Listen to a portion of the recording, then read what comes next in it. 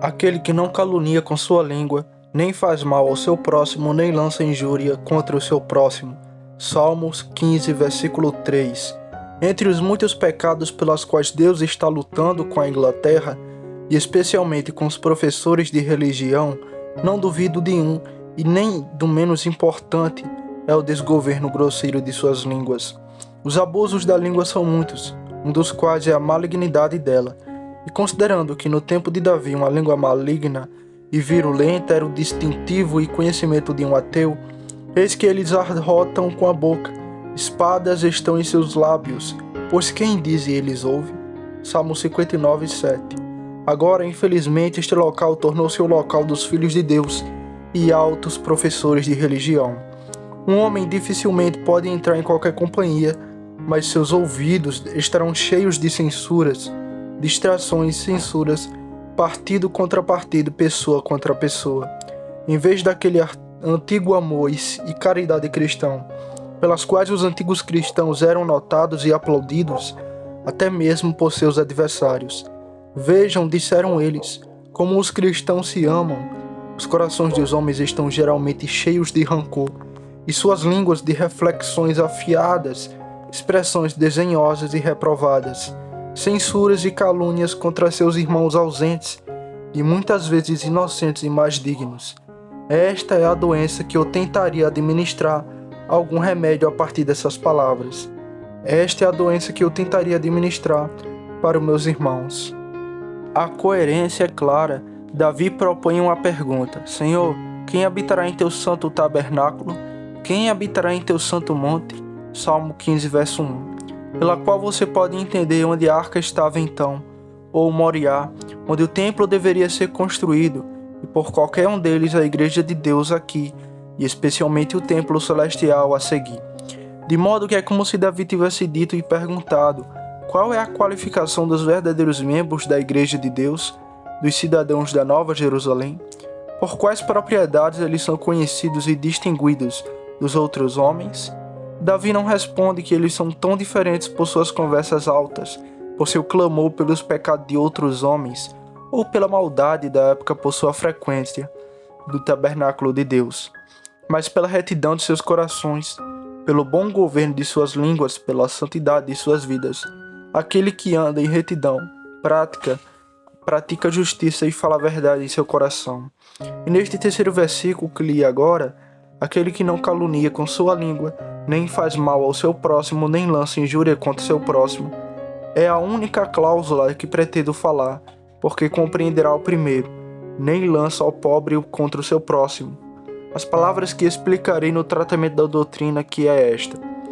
Doutrina: é dever e deve ser o cuidado de todo verdadeiro cristão não censurar seu próximo. Vou primeiro explicar o ponto, depois prová-lo posteriormente e aplicá-lo. Primeiro, para a explicação, 3 coisas devem ser investigadas. Primeiro, quem é meu próximo? Existem alguns homens famosos no mundo que dirão a você que na linguagem do Antigo Testamento, o próximo deve ser entendido dos membros pais de religião, populares e israelitas, e é peculiaridade do Evangelho que todo homem é feito meu próximo. Mas se examinarmos as Escrituras, descobriremos que isso é um erro grosseiro.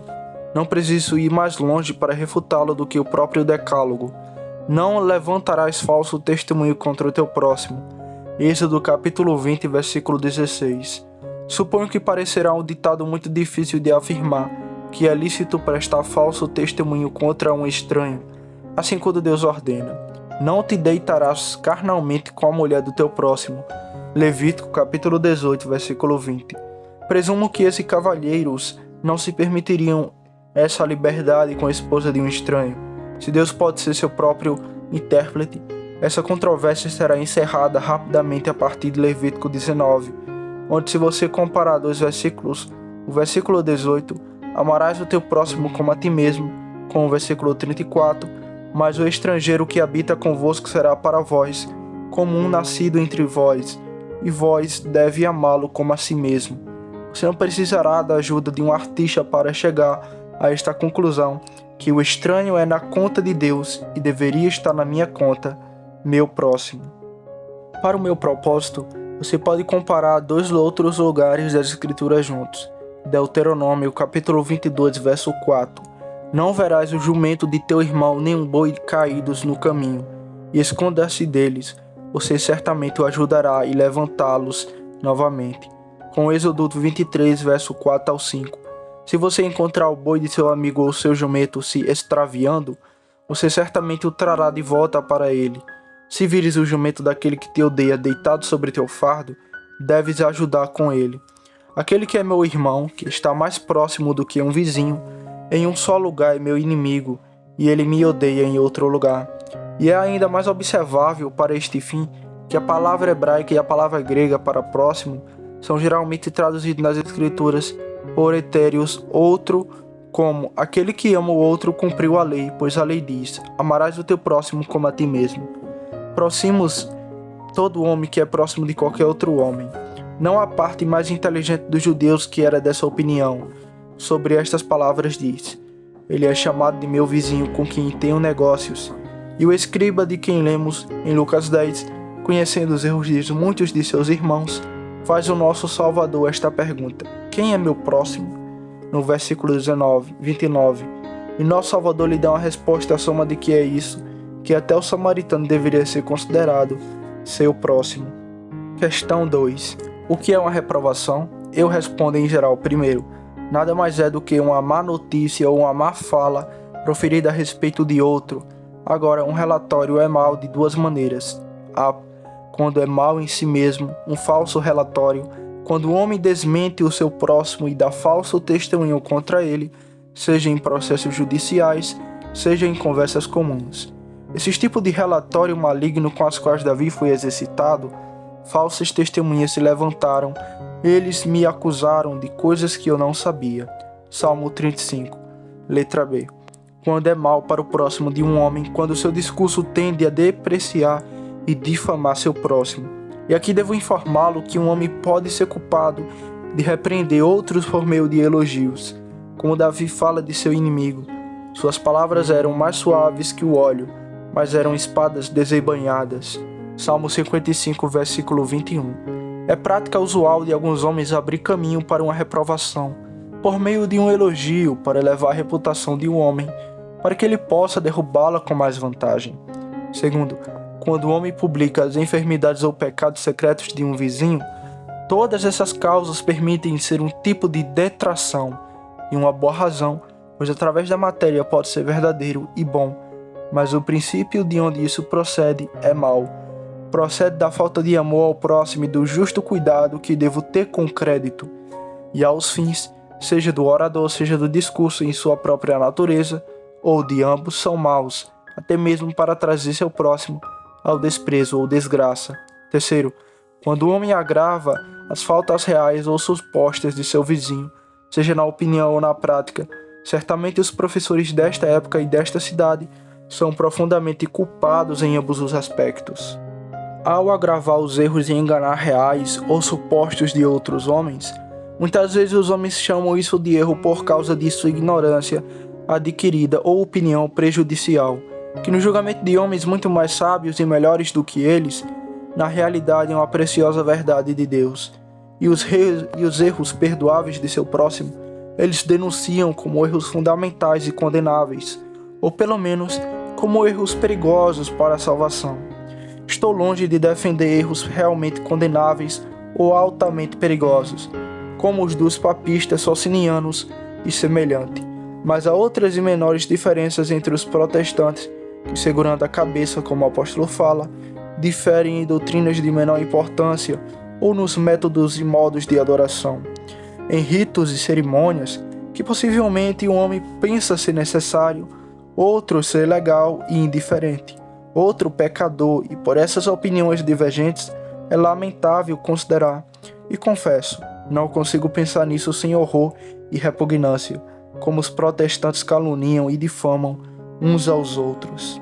O primeiro é supersticioso, idólatra, formalista, profano e que não tem senso de religião. O outro é um herege, simástico, fanático, licencioso, sem lei, que segue sua própria sensualidade e não tem o temor de Deus diante de seus olhos. Assim, eles se insultam mutuamente como se não tivessem bom senso nem consciência. Não, a doença cresceu a tal ponto que não conteste em censura às opiniões dos homens. Eles também julgarão suas consciências e intenções secretas, como se eles mantivessem tais doutrinas contra a luz de suas próprias consciências. Uma censura que procede da profunda ignorância dos méritos da causa. Confesso que era uma coisa muito desejável que todos os homens tivessem a mesma opinião, e os cristãos realmente devem trabalhar por isso e orar por isso. Rogo-vos, irmãos, pelo nome de Senhor Jesus Cristo, que faleis todos a mesma coisa, e que não haja divisões entre vós, mas que vocês estarão perfeitamente unidos na mesma mente e no mesmo julgamento. 1 Coríntios capítulo 1, versículo 10. Mas se um homem considera a grande fraqueza do entendimento da maioria dos homens, a infinita variedade de suas partes e apreensões, educação, inclinações, interesses ou o que a Escritura predize, deve haver heresias para que os aprovados sejam manifestos. 1 Coríntios capítulo 11, versículo 19. Acho que ele concluirá que aquele que espera essa absoluta harmonia e uniformidade neste mundo deve ser um sonhador ou um fanático. E, portanto, o Espírito Santo nos instruiu sobre o que fazer no caso de tais diferenças de julgamento, a saber, falar com caridade para com aqueles que diferem de nós. Se o teu irmão se entristece com a tua carne, agora não andas caritavelmente, Romanos 14, versículo 15, e concordar com os outros tanto quanto pudermos.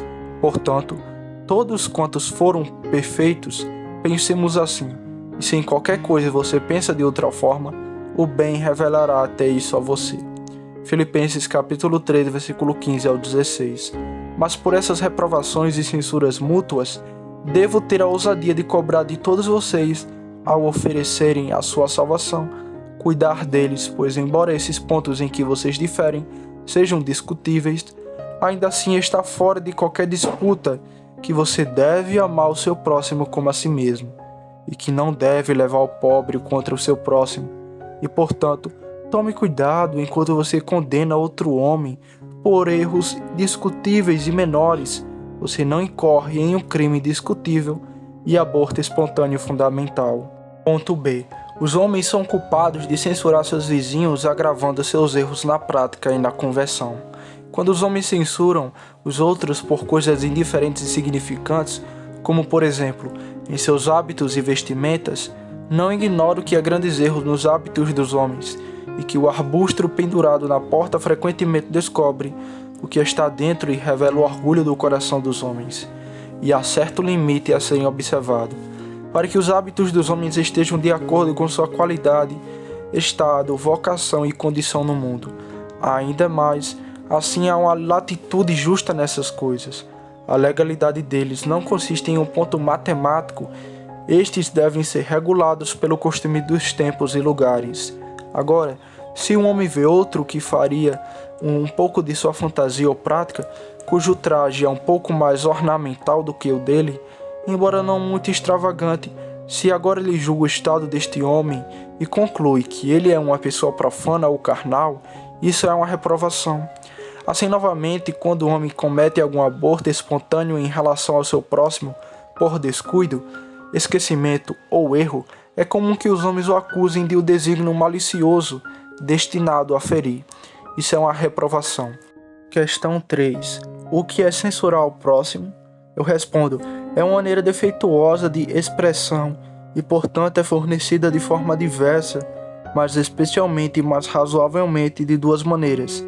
E, portanto, um homem pode ser culpado de censurar seu próximo de duas maneiras. Primeiro, quando ele o coloca em sua boca. A palavra hebraica é frequentemente usada, como em Êxodo 20, verso 7. Não tomarás o nome do Senhor teu Deus em vão. Não pegue isto. Não o levante sobre a língua ou não coloque na boca. Então, em Isaías 14, versículo 4, você deve tomar este provérbio contra o rei da Babilônia. Isto é, você deve levá-lo em seus lábios, você deve pronunciá-lo e publicá-lo.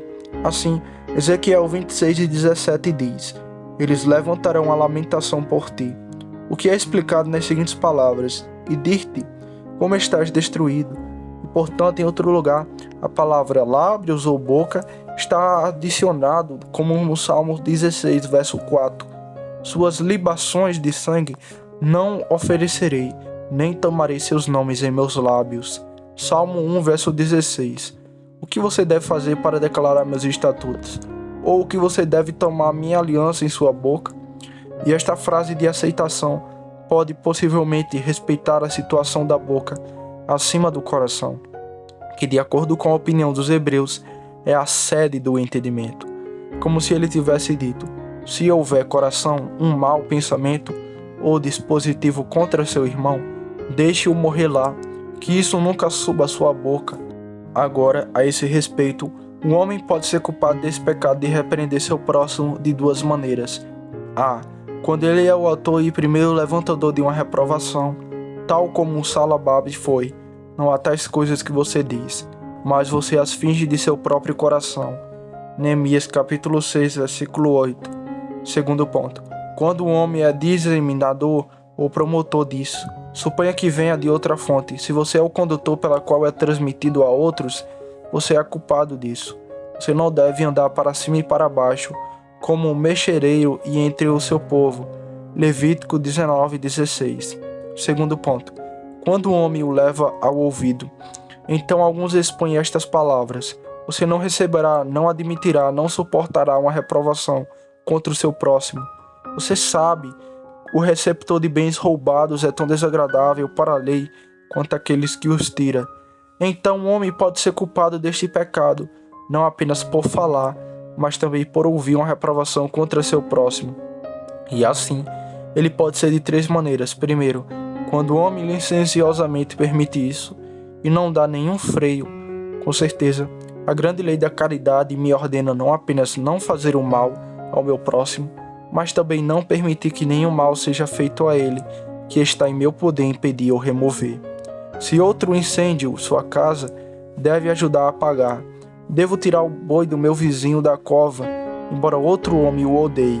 E, consequentemente, quando o bom nome do meu próximo é invadido por outro, se eu suporto pacientemente a reprovação, torno-me culpado.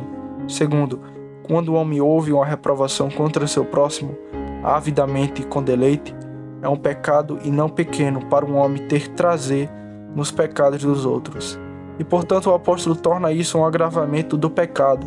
Quem, conhecendo o julgamento de Deus, que aqueles que cometem tais coisas são dignos de morte, não apenas as fazem, mas tem prazer naqueles que as fazem. Romanos capítulo 1, versículo 32. A caridade não se alegra com a iniquidade, mas se regozija com a verdade. 1 Coríntios capítulo 13, versículo 4 ao 6.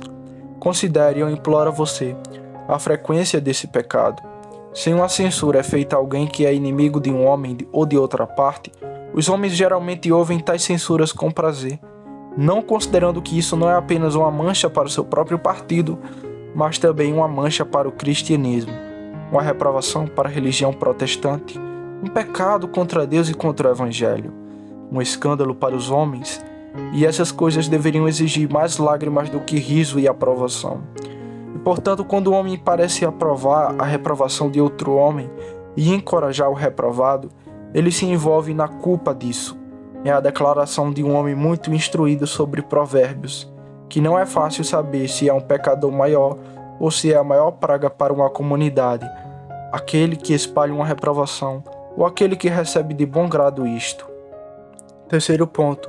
Quando o homem acredita facilmente na reprovação, é dito de fato a caridade crê em todas as coisas. 1 Coríntios 13, versículo 4 ao 7. Mas o objetivo dessa crença é o bem do meu próximo e não o seu mal.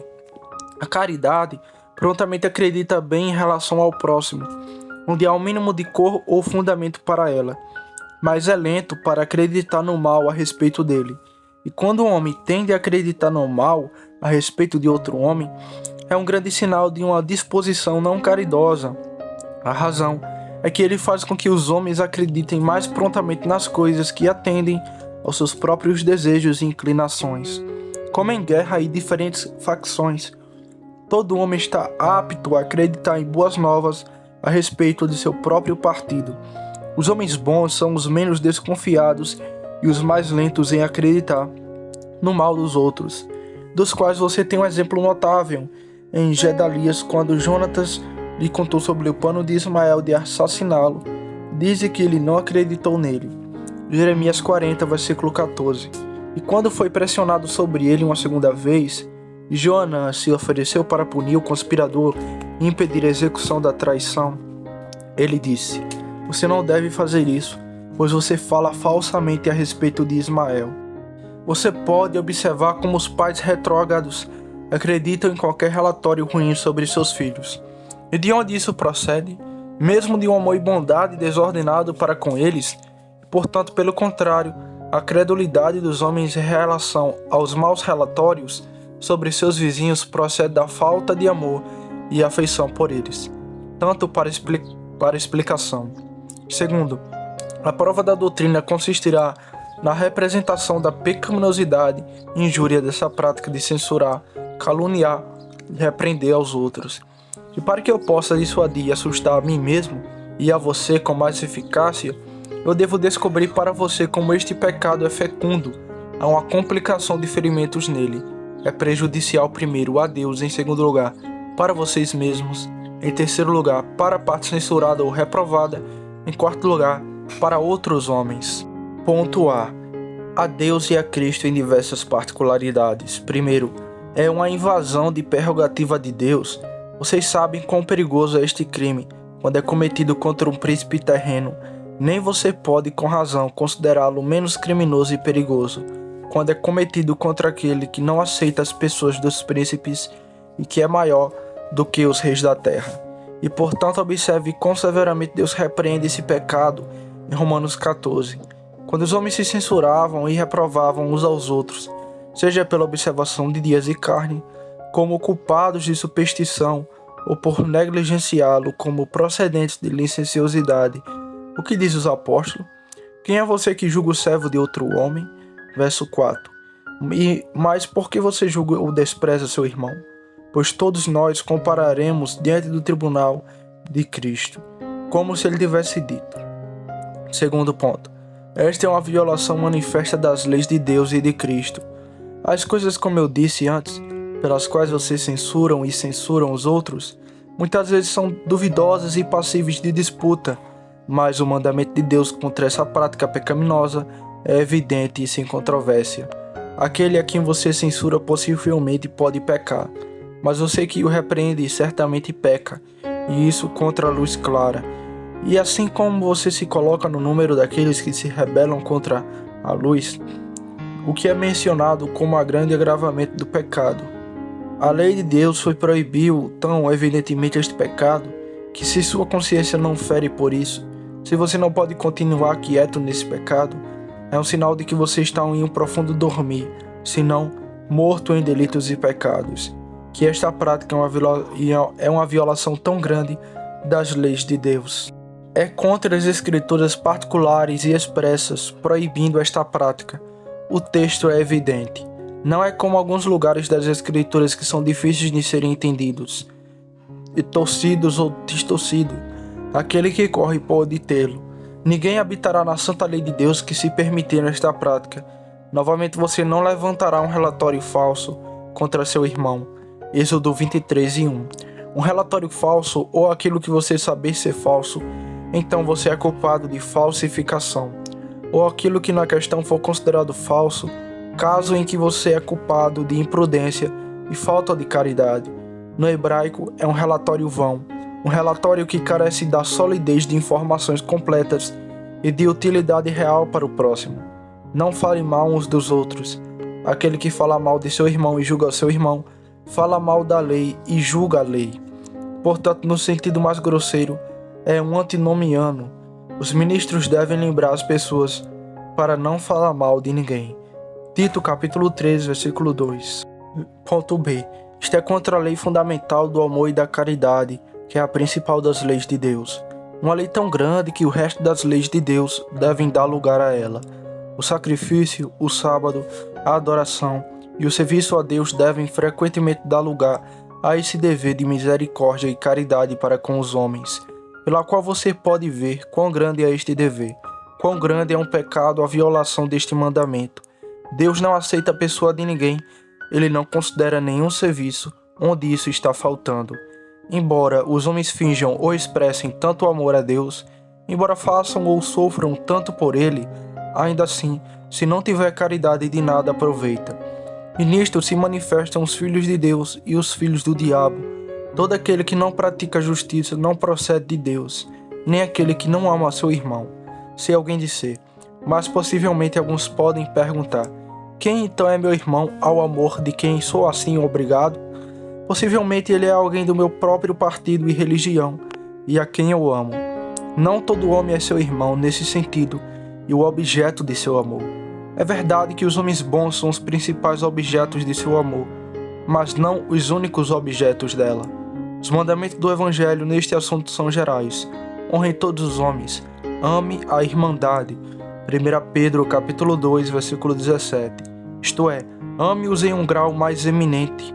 Enquanto estivermos a oportunidade, façamos o bem a todos, especialmente aos da família da fé. Gálatas capítulo 6, versículo 10. Mas agora, todas as pessoas em si, mesmo aquelas que censuram as outras, fingirão que se amam. Mas não se engane, se você amar sinceramente seu próximo, estará pronto para fazer todo o bem escritórios para com ele.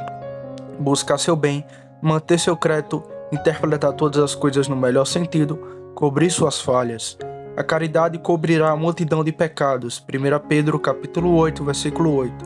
Se você amasse o seu próximo, você não estaria tão apto a censurá-lo, tão ganancioso para ouvir, nem tão pronto para acreditar relatos malignos a respeito dele. Quando Deus veio no último dia para provar o amor dos homens a seus irmãos pelas regras e características que ele prescreveu em 1 Coríntios 13, duvido que multidões de pessoas sejam profundamente culpadas, que se consideraram de uma maneira totalmente inocente. Você deve estudar bem esse capítulo e trabalhar minuciosamente para entendê-lo, e eu recomendo a você, como um excelente antídoto contra essa prática perversa. Ponto C. Isso é um pecado contra aquela grande e real lei de Deus, que até mesmo os pagãos admiraram, e o imperador Severo tanto aplaudiu. Tudo o que queres que os homens façam a ti, faze-as também a eles, porque esta é a lei e os profetas. Mateus 7,12.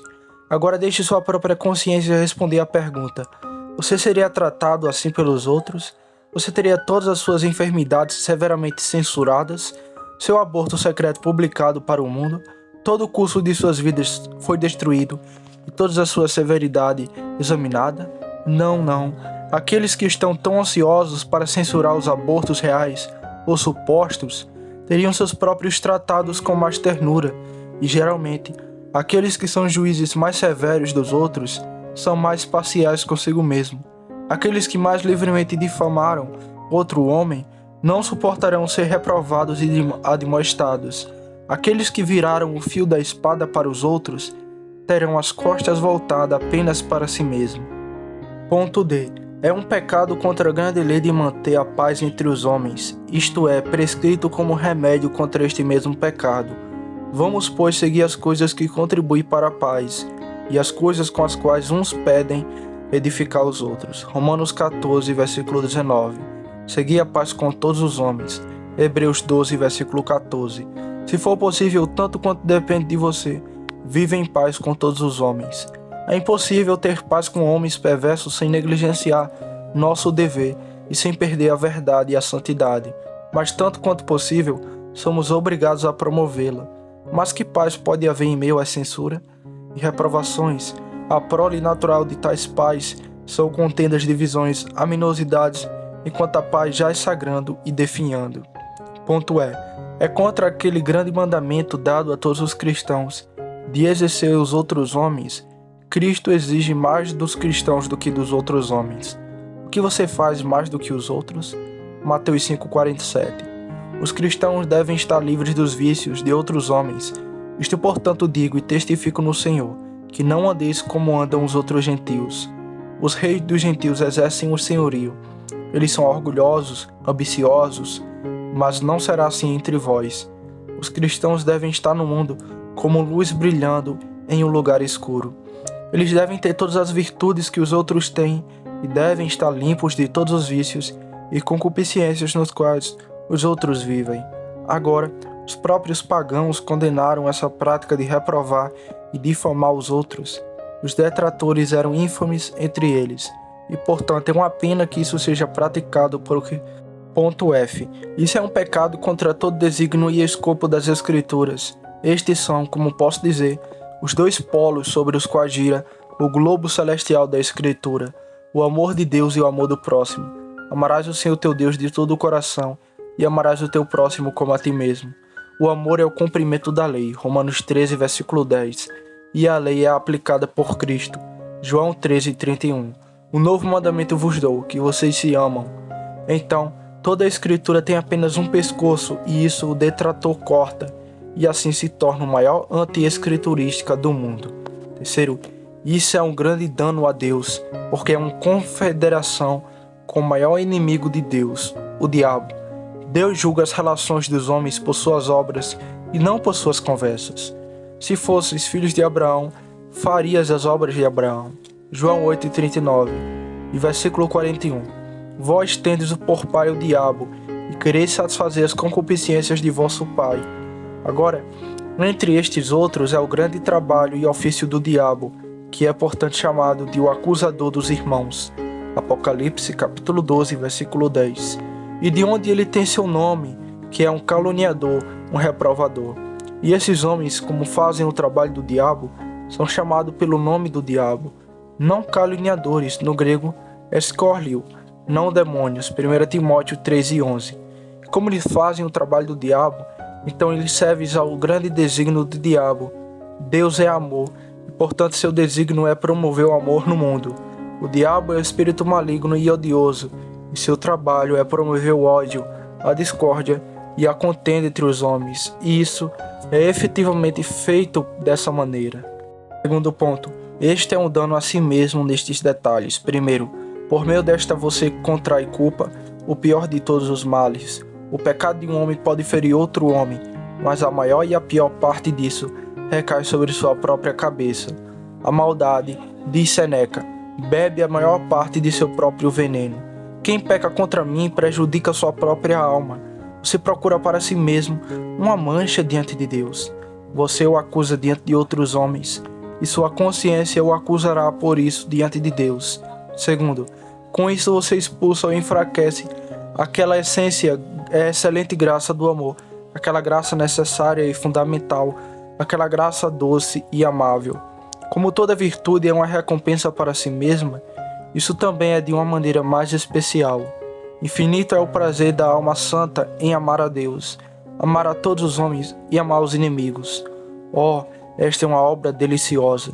E ao contrário, o ódio, a malícia e a inveja, como são os mais pecaminosos, também são muitos miseráveis, obras em um grande tormento para quem os possui, enquanto a mente de um homem perverso é como um mar revolto, continuamente lançando mal, lama e sujeira, é seu próprio arroz. A mente de um homem bom, exercitando-se no amor, é, por assim dizer, um mar de vidro semelhante ao cristal.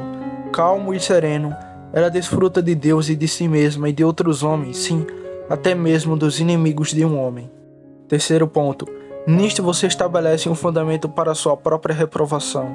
Não julgue para que você não seja julgado, pois com o julgamento que você julgar, você será julgado, e com a medida que você mede, isso será medido para você também.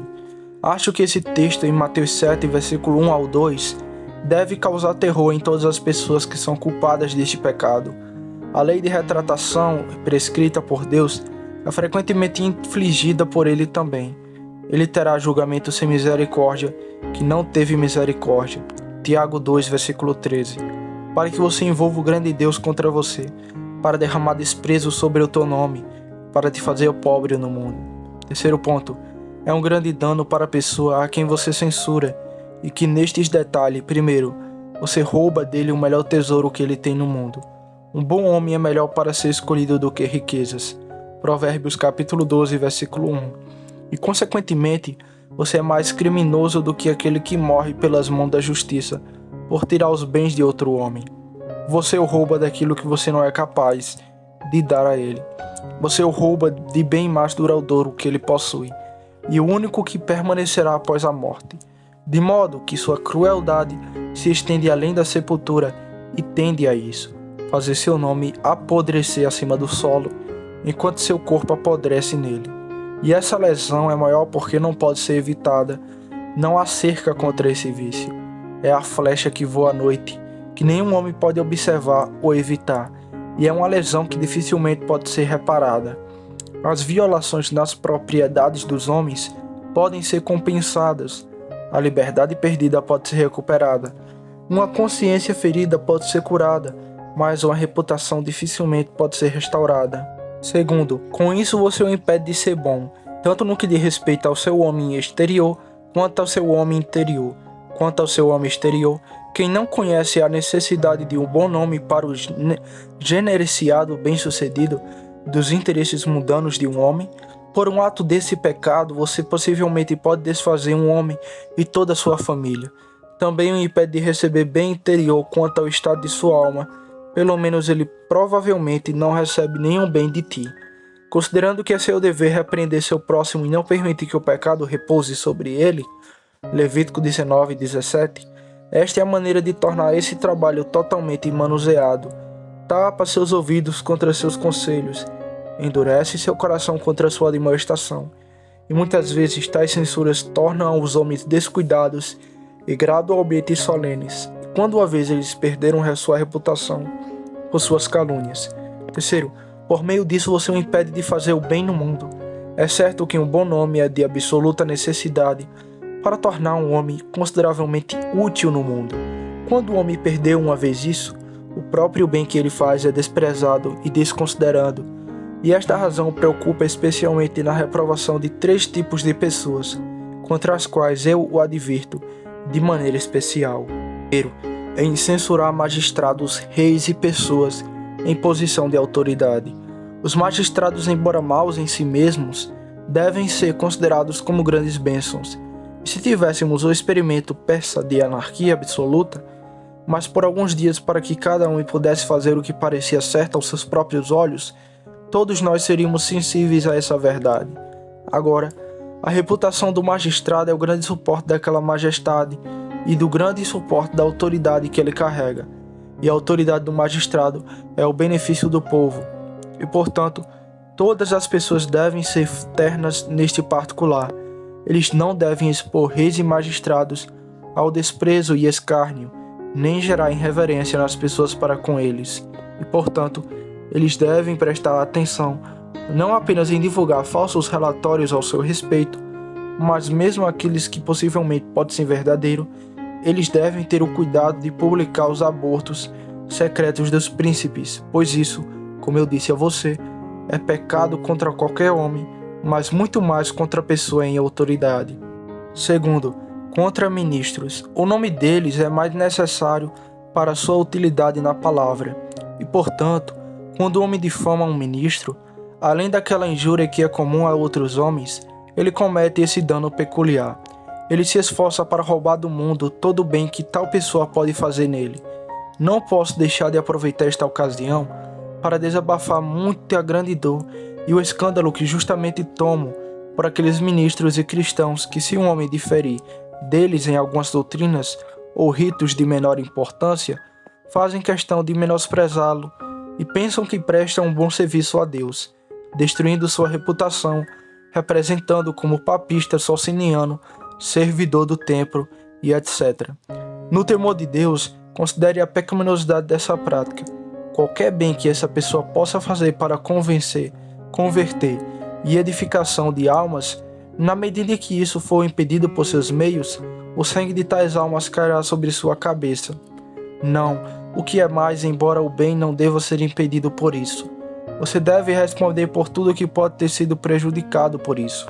E por essa razão, Constantino Grande professou que se soubesse de algum aborto secreto de um ministro, ele o cobriria com um manto.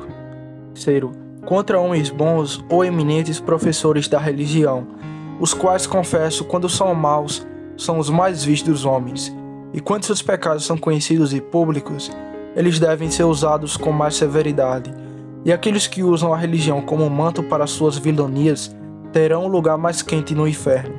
Ainda assim, quando os pecados de tais pessoas são secretos e poucos conhecidos, devemos tomar cuidado para não espalhar.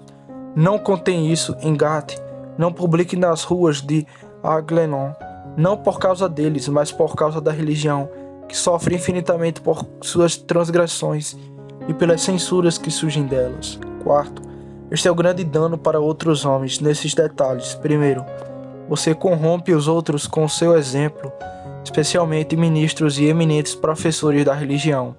Eles devem, acima de todos os outros, evitar esse pecado porque suas ações são precedentes. Aqueles que não seguirem seu conselho imitarão seu exemplo, e embora nosso Salvador tenha nos advertido a respeito dos fariseus, o que eles mandam ou ensinam a vocês, observem-o e façam. Os homens seguirão um curso contrário, eles não ouvirão seus sermões, mas atentarão diligentemente às suas conversas. Considere isso. Toda vez que alguém te ouve censurando e repreendendo seu próximo, você realmente prega esta prática. Você estabelece uma cópia que outro homem pode escrever depois, quando você se foi para outro mundo, e ninguém sabe até onde o contágio de tal exemplo maligno pode se espalhar. Nem com grande fogo uma pequena faísca pode acender. Segundo, você é um perturbador da sociedade humana, um incendiário no lugar onde você mora. A paz e a tranquilidade das cidades e reinos são muitas vezes perturbadas por esse meio. De onde vêm as guerras e lutas entre vocês? Não vem dela menos de suas concupiscências que guerreiam nossos membros? Tiago 4, versículo 1. Elas não vêm das concupiscências dos homens, pois permanecem em seus próprios corações, pois são secretas e desconhecidas para o mundo, mas quando irrompem, primeiro em seu lábio e depois em sua mão. Terceiro, você é um grande inimigo da Igreja de Deus, embora possa parecer para si mesmo, ou para os outros, um amigo zeloso. Não é fácil para qualquer homem conceder o grande mal que essa censura produz na Igreja. Eles quebram a paz dela e a enchem de contenda e divisão. Sim, eles atacam o ser disso. Você sabe, um reino dividido contra si mesmo não pode subsistir. Eles fazem sua parte para derrubar o glorioso edifício da Igreja, para que não fique pedra sobre pedra. Eles eclipsam a glória da Igreja, que não consiste em esplendor externo, em riquezas e ornamentos, mas em amor, paz e unidade. Esta era a beleza de Jerusalém, que foi construída como uma cidade compacta. Salmo 72, verso 3. Isso impede o crescimento e o progresso da Igreja e da religião. As pessoas professam a religião, se permitem tais pecados que não são apenas ofensivos a Deus, mas também odiosos no mundo. Isso enche as mentes dos homens com preconceitos poderosos e invencíveis contra os homens religiosos e contra a própria religião por causa deles. Devo dizer a você, se os professores da religião aprendessem o governo de suas línguas e a ordem correta de suas conversas, seria o meio mais provável de propagar religião no mundo. E os cristãos, se alguma vez quiserem fazer isso, façam agora. Nunca foi mais necessário ou oportuno limpar as manchas que hoje repousam sobre a religião pela negligência desse dever, pelos que a professam. E 3 vezes abençoados são todos vocês que contribuem para uma obra tão gloriosa como a restauração daquela beleza e glória que a religião já teve em algumas de nossas lembranças. Mas quando as línguas dos cristãos são exercidas nesta prática pecaminosa, além de dano particular à pessoa reprovada, isso impede a conversão e a salvação de outros. Considere, e eu imploro, um pouco a grandeza desse pecado. Você acha que foi um grande crime em Elimas, o feiticeiro, que quando Sérgio Paulo chamou Barnabé e Saulo e desejou que pregasse a eles a palavra de Deus, resistiu-lhe procurando afastar o deputado da fé. Atos 13:8. Ele fez isso por suas palavras e você os faz por suas ações. Você faz o trabalho do diabo ao roubar a semente da palavra de Deus do coração dos homens e a torná-la infrutífera. Antes de chegar à conclusão, 2 perguntas devem ser respondidas. Primeira pergunta: não posso falar mal de outra pessoa quando é verdade? Primeiro, um homem pode ser defeituoso ao fazê-lo. As verdadeiras falhas secretas de seu próximo, como eu lhe disse, você não deve publicar desnecessariamente. E suponha que não haja mentira nem injustiça nisso. No entanto, A falta de caridade e crueldade nisso é um pecado. Você não teria toda a verdade dita sobre si mesmo, nem todas as suas falhas reais publicadas, traduzidas. Pela tua própria boca Deus te julgará, ó servo mau. Sim, sua própria língua e consciência outro dia te condenarão. Segundo, você deve falar mal de outra pessoa quando a necessidade o exigir. Às vezes pode ser necessário para o bem dela. Às vezes assim você pode falar mal dela que podem ajudá-lo. Também, como um homem pode informar os pais sobre os abortos de seus filhos, a fim de corrigi-los. Assim José trouxe ao seu pai o mau relatório de seus irmãos. Às vezes, isso pode ser necessário para a cautela de outros, como se ouvir um homem pronto para entrar em uma amizade íntima e conhecimento com uma pessoa que eu sei será altamente cruel e perigosa. Posso, nesse caso, alertá-lo contra isso, pois certamente se a caridade me ordena, quando o boi de meu próximo está prestes a cair em uma cova, a fazer o esforço para evitá-lo, muito mais sou obrigado a impedir a ruína da alma de meu irmão, quando vejo tão perto da destruição. Terceiro ponto. Se você falar mal de outra pessoa, faça-o com o método correto. Cristo nos deu uma regra excelente. Se seu irmão pecar contra você, vai e diga-lhe sua falta entre você e ele somente. Se ele te ouvir, ganhaste o teu irmão.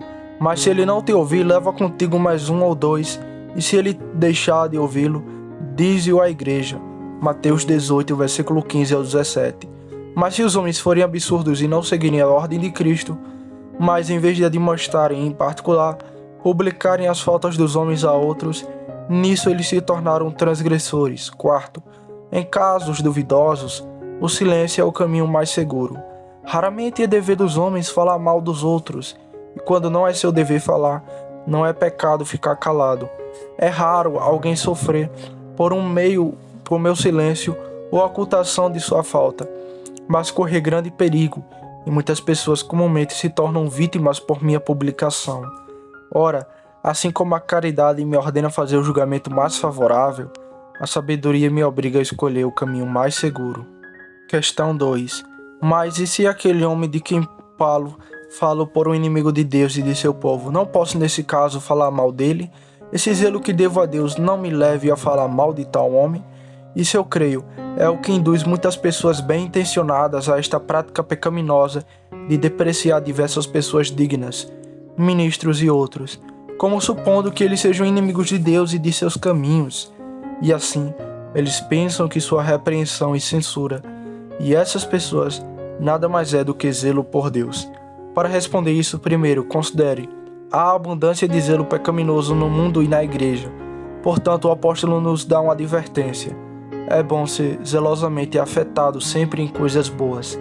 Gálatas capítulo 4, versículo 18.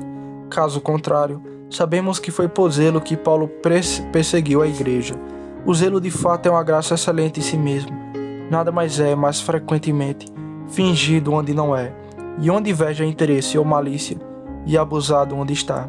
Segundo, o verdadeiro zelo tem um respeito igual a todos os mandamentos de Deus, e especialmente aqueles que são mais claros e consideráveis. É no mínimo duvidoso que o homem que você difama seja um inimigo de Deus e de seus caminhos. Com certeza, é assim com alguns ministros e cristãos que são altamente censurados e reprovados por aqueles que diferem deles. E foi uma grande insolência negá-lo, mas esta é uma certa verdade e um dever evidente. Não levantarás má reprovação contra o teu próximo. Terceiro, considere quão fácil é um erro neste caso e quão perigoso. Porventura aquele a quem você ganhou de inimigo de Deus, após investigação, será considerado amigo de Deus e de seus caminhos. Mas o que você quer dizer com os caminhos de Deus? Possivelmente seus próprios caminhos ou festa em que você está envolvido. Preste atenção nisso. Se você julgar em um direito, deve distinguir entre as circunstâncias e os fundamentos dos caminhos de Deus. Suponha que um homem seja um inimigo de seu partido e de sua maneira de adoração religiosa e governo. Sim, vamos supor que você é realmente o caminho de Deus, no qual você ainda pode estar enganado, se agora este homem for um defensor capaz e zeloso das verdades substanciais e fundamentais de Deus e dos caminhos da santidade. e isso for acompanhado de uma vida santa e exemplar, quem se atreve a dizer que este homem é um inimigo de Deus e de seus caminhos? Ó minhas almas, não entre nos segredos de tais pessoas. Quarto ponto, você não deve sair do caminho de Deus para se encontrar com os inimigos de Deus. Se alguém é realmente o inimigo de Deus e de suas verdades e caminhos, eu não o persuadi a concordar com ele, ou pelo silêncio pecaminoso a traí-lo. A causa de Deus, apenas deixe-me pedir-lhe que faça a obra de Deus, à maneira de Deus. Você pode se aplicar a ele e se esforçar para convencê-lo. Você pode falar ou escrever contra a sua doutrina, desde que o faça com modéstia e moderação, e não com aquela virulência e veneno com que muitos livros agora são fomentados.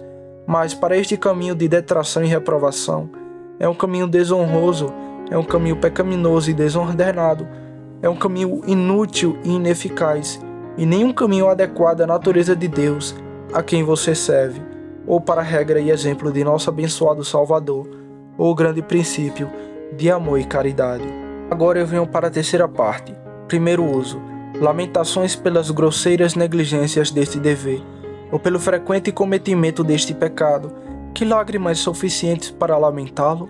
Quão grossas censuras que voam em todos os lugares, em todas as mesas, em todas as convenções. Isso seria muito tolerável se fosse apenas culpa de homens ímpios, de estranhos e inimigos da religião, pois assim diz o provérbio: a maldade procede dos ímpios. Quando o coração de um homem está cheio do inferno, não é irracional esperar que sua língua seja incendiada pelo inferno. E não é de admirar ouvir tais pessoas censurarem homens bons, sim, mesmo por sua bondade. Mas, infelizmente, a doença não descansa aqui. Esta praga não está apenas entre os egípcios, mas entre os israelitas também. É muito doloroso considerar como os professores afiam suas línguas, como espada contra os professores. Um bom homem censura outro, e um ministro difama outro, e quem pode dizer: estou limpo deste pecado? Oh, se eu pudesse mover sua piedade deste caso! Pelo amor de Deus, tenha pena de si mesmo e não polua e firam suas consciências com este crime. Tenha pena de seus irmãos. Basta que ministros piedosos e cristãos sejam carregados de reprovações por homens perversos. Não há necessidade de você combinar com ele neste trabalho diabólico. Você deve apoiar e fortalecer suas mãos contra as censuras do mundo ímpio e não adicionar aflição aos aflitos.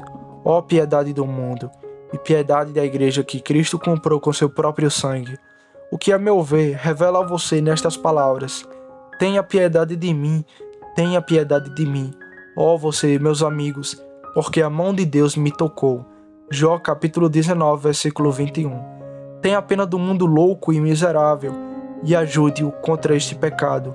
Lamentem isso diante de Deus, e pelo que você não pode fazer por si mesmo, não deem descanso a Deus até que Ele queira operar uma cura. Segundo uso. Cuidado, tome cuidado para não ser considerado culpado deste pecado.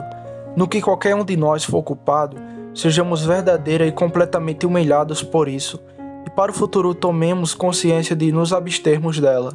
Suponho que o que eu disse pode ser suficiente para argumentos para convencer o motivo para persuadi-lo. E, portanto, darei apenas algumas orientações para a prática desse dever e para ajudá-lo contra esse pecado. Direção 1. Evite a causa deste pecado. Esta é a maneira mais natural e regular de curar uma doença, eliminando a causa dela. Particularmente, preste atenção a estas coisas como as causas deste pecado. Primeiro, cuidado com a falta de caridade em todos seus tipos e graus, malícia, inveja, ódio. Onde essas doenças estão no coração, elas irrompem nos lábios. Da abundância do coração, a boca fala. Mateus capítulo 12, versículo 34. Segundo, tome cuidado com a localidade e a multidão de palavras. O homem não precisa ir longe para um movimento perpétuo. Ele pode encontrá-lo nas línguas inquietas e incessantes de algumas pessoas. Agora, pessoas com esse temperamento não querem assunto de discurso e, portanto, pegam e espalham todos os tipos de censuras contra os outros, não tanto por malícia, mas para sua própria diversão e felicidade. Suas línguas podem não querer exercer. Preste atenção nisso. É em si um pecado, um abuso da língua, uma perda de tempo, uma reprovação para si mesmo. Tome você, mesquinho e desprezível aos olhos dos outros, e especialmente dos homens sábios e bons, e é também a causa de muitos outros pecados. Terceiro, tome cuidado com o pragmatismo, isto é, quando os homens são inquisitivos e ocupados com os assuntos de outros homens, um pecado frequentemente reprovado nas Escrituras, pois ouvimos que há alguns que andam entre vós desordenadamente, sem trabalhar de modo algum. 2 Tessalonicenses capítulo 3, versículo 11. Que nenhum de vós sofra como malfeitor ou como intrometido em negócios alheios. 1 Pedro capítulo 4, versículo 15. Você pode observar como Cristo reprova isso em seu próprio querido apóstolo. Pedro, vendo-o, disse a Jesus: Senhor, e que fará este homem? Jesus disse-lhe: Se eu quero que ele fique até eu venho, o que é isso para mim? Siga-me.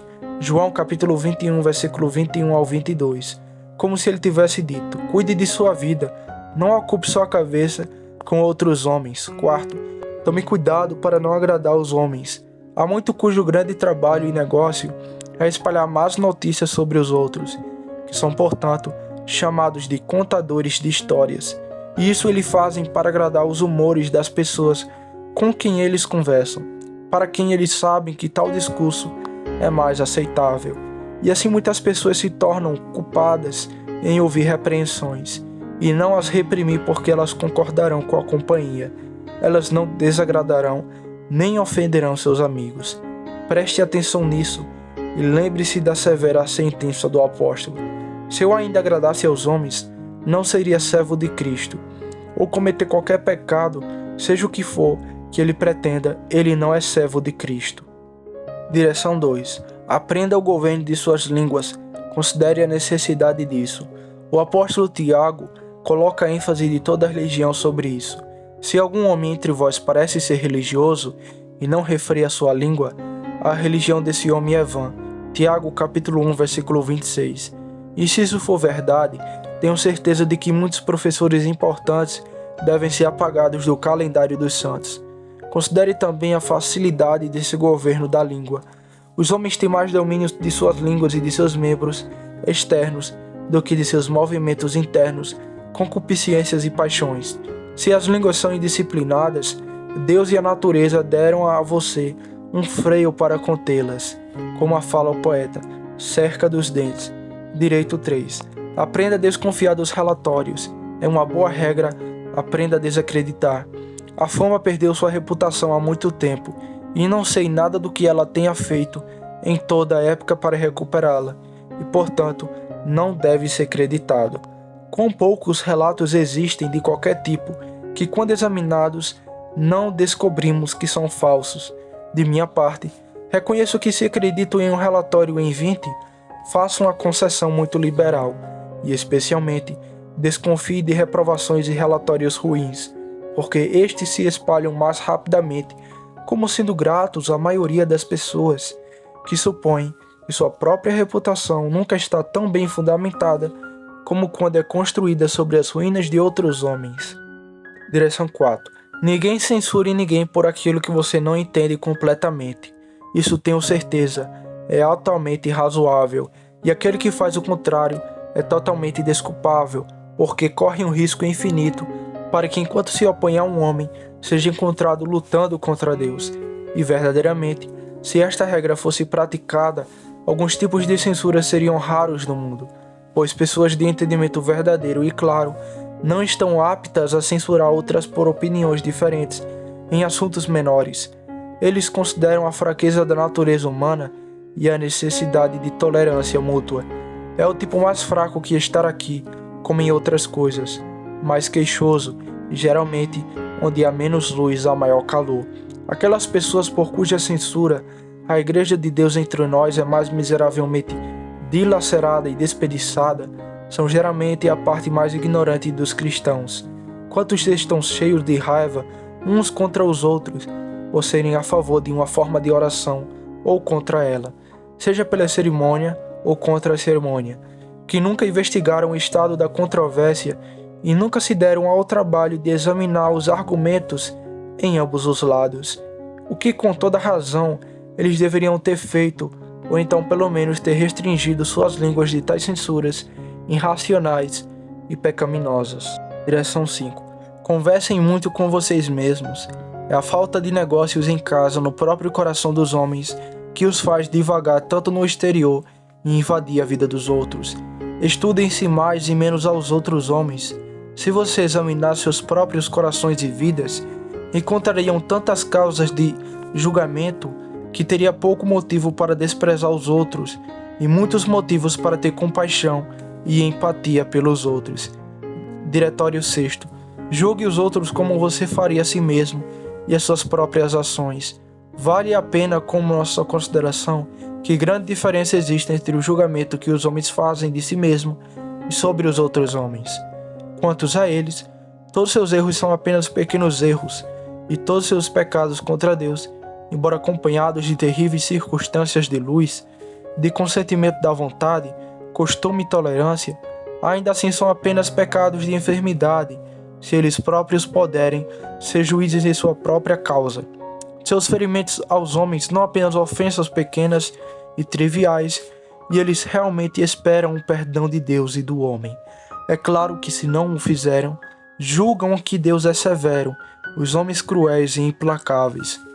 Considerando que, ao contrário, você deve, como foi dito de um grande homem, ser severo consigo mesmo e sincero com os outros, porque você conhece mais maldade por si mesmo e mais agravamento de seus próprios pecados do que todos os outros pecados que há no mundo. Mas pelo menos toda razão e justiça no mundo exige isso, que você deve pensar a si mesmo e aos outros na mesma balança, que você deve tentar suas próprias ações e as ações delas pela mesma pedra de toque, e mais não precisa ser feito. Você que é tão propenso a se lisonjear, certamente seria mais indulgente com outros homens, e passariam a construção mais favorável sobre suas ações. Inconsistente com a graça, e as cercas de outros contra eles são indesculpáveis e intoleráveis, grandes afrontas e indignidades.